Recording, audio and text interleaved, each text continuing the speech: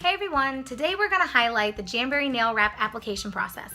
And in this video I'm going to give you 3 tips that will help you to get a great manicure.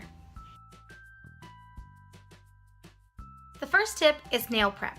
Nail prep is super important because your skin and your cuticles both produce oils. So you want to prep your nail properly so that you give yourself the best surface to work with when you're doing your application. The first thing I would recommend is to wash your hands with something like Dawn dish soap, something that doesn't have any moisturizers in it. It's really meant to cut the grease on your plates and your pots and pans. It's going to do a great job of removing the oils from your skin, which is a great place to start when you're going to do your nail wrap application.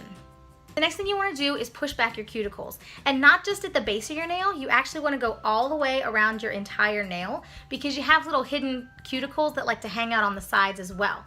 You can use a wooden cuticle pusher, you can use a cuticle spoon. I've had people use like tweezers and toothpicks when they were in a bind. Now keep in mind that Jamberry sells 3 different application and manicure toolkits, from very basic to absolutely professional. So if you want to get some of those, you can definitely check them out. After you've pushed back all your cuticles, the next thing you want to do is buff your nail ever so slightly. You just want to take the shine off the top of your nail because it's going to give you better adhesion with the wraps. And then finally, you want to take either 100% acetone nail polish remover that doesn't have any conditioners or moisturizers in it, or you can use isopropyl rubbing alcohol. You put it on a Q-tip or a cotton ball and go at that nail and get it really good. You want to get all those oils and any residue that's on the nail off. Once you've done that, you've got a great surface for applying your nail wraps, and you can check out the application video. I'm going to post a link in the status above this video to my website, and there is an application video on there. Tip number 2 is all about sizing. When you are trying to decide which wrap to put on what finger, I want you to think narrow. You want your nail wrap to be slightly narrower than the nail that you're going to put it on. Those of us that do Jamberry always say, don't fear the gap. And let me show you what that means. If you look at this nail right here, I don't know if you can see, there's a slight gap between where the edge of the wrap is and the edge of the nail is. That's the gap. And trust me, when people grab your hands and like, oh my gosh, your nails are so cute, they're not seeing the gap, okay? It's hidden on the side. It's nothing to worry about. But what that's gonna do is ensure that it's not touching your skin or any cuticles that you may have missed that are right at the edge, and it's gonna give you a better seal. So always be sure that you're sizing your wrap slightly smaller than the nail.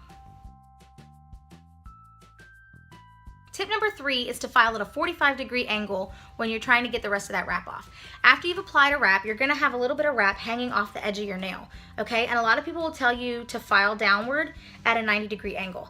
I suggest doing it at a 45-degree angle like this, always in a downward motion because you don't want to pull that wrap up, right? So in a downward motion, go at a 45-degree angle all around the nail, and what that does is it creates this slight, tiny sliver of nail right at the edge. And what that does is it minimizes any snagging that you might get if you were to just do it at a 90-degree angle. So do that at a 45-degree angle, and then what I like to do is just kind of like rub it on my shirt like that, and if I feel like it's snagging at all, I'll just go back and touch it up for another second, and then do it again, and you're gonna be golden, okay? It's gonna give you a great, great finish. So those are the 3 tips. So definitely try those out when you're applying your samples and let me know how it goes. If you've gotten your samples in the mail, awesome sauce. If you haven't gotten them yet but you requested them, they're on their way to you. And if you haven't requested them yet but want to, check out the comments below this video because I'm gonna post a link to where you can request your samples and I will get them on their merry way to you, okay? So until I see you next time, bye.